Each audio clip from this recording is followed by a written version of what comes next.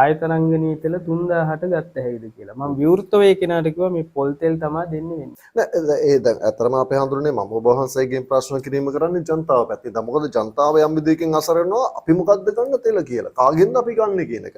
සහ ඔබ වහන්සේ ඔය කියන කතාවම මම අනිත් පැත්තට කියනවා. සමහරක් උදවිය දැන් අපි දන්නේ අපේ හඳුරන්නේ මොකද ඔබ වහන්සේට මම ප්‍රශ්න කරන්නේ ඔබ වහන්සේ ප්‍රායෝගිකව මේ දේවල් පෙන්වීමෙන් තමයි සිදු කරන නිසා අපිට යම් විශ්වාසයක් තියෙනවා අපේ හඳුරන්නේ. හැබැයි තව කෙනෙක් සමාජ රාජ්‍ය තරංගනයේ තෙල තියෙනවා කියනවා ලක්ෂ 3යි ලක්ෂ 5යි මේ තෙල් බින්දු 2-3ක් දෙන අධික මිලක් කියනවා. එතකොට ජනතාව කොහොමද තෝරගන්නේ? ඔව් ඔකට මට දෙන්න පුළුවන් ප්‍රධාන උත්තරේ තමයි මේ වීඩියෝ එක වේවා ඔබ යම් වීඩියෝ එකක් බලනවා නම් අපි හැමදාම කියනවා ගවේෂණාත්මකව බලන්න. එතකොට සමහර අවස්ථාවලදී කුරේ කරලා යවනවා. මම එහෙමත් දැකලා තියෙනවා. මටත් කතා කරලා අහනවා මේ අපිට මේ සල්ලි දාලා කුරේ කරලා යවන්න බැයිද? ඒ තරම් පහළ මට්ටමකට අර රාජගණයේ තියෙන මව් පාර්ශ්වයේ තියෙන ප්‍රධාන තෙලක් වැටෙන්න අවශ්‍ය නැහැ. يعني ඒකට තියෙන ගෞරවය අනිවාර්යෙන් දෙන්න ඕනේ.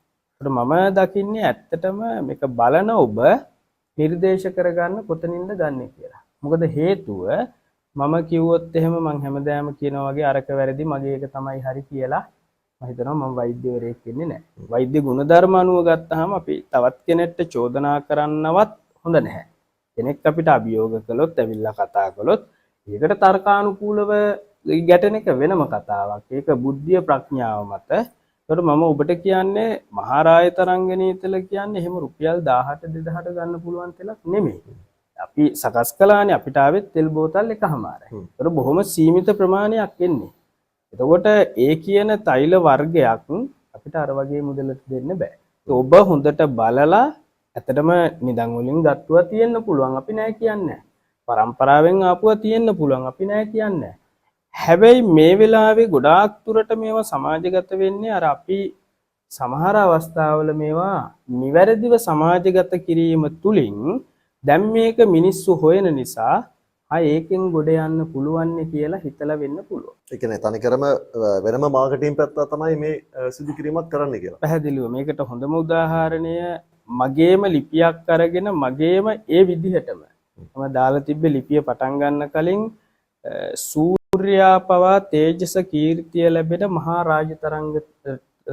රායතරංගනී තෛලයේ ගුණ 50ක් කියලා. මම 31ක් ලියලා තිබ්බ ලිපියට ඒක ඒ විදිහටම කොපි කරලා දාලා තියෙනවා. ඉතින් මට එවලා තිබ්බා මං කිව්වා ඉතින් මට ඔක සාපේක්ෂව මුකුත් උත්තරයක් දෙන්න බෑ. හැබැයි මගේ එකයි අරකයි දෙකම ගහලා එවුවාම ඒත් මම දුන්න උත්තරේ තමයි ඔබ කැමති එකක් තෝරගන්න.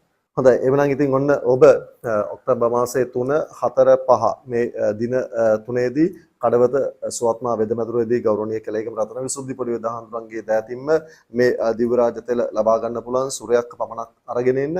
ඒ වගේම උන්වහන්සේ සාධාරණ මුදලක් පැහැදිලිව සඳහන් කළා රුපියල් 10000ක මුදලකට තමයි මේ ලබා දීම සිදු කරන්න කියන එක.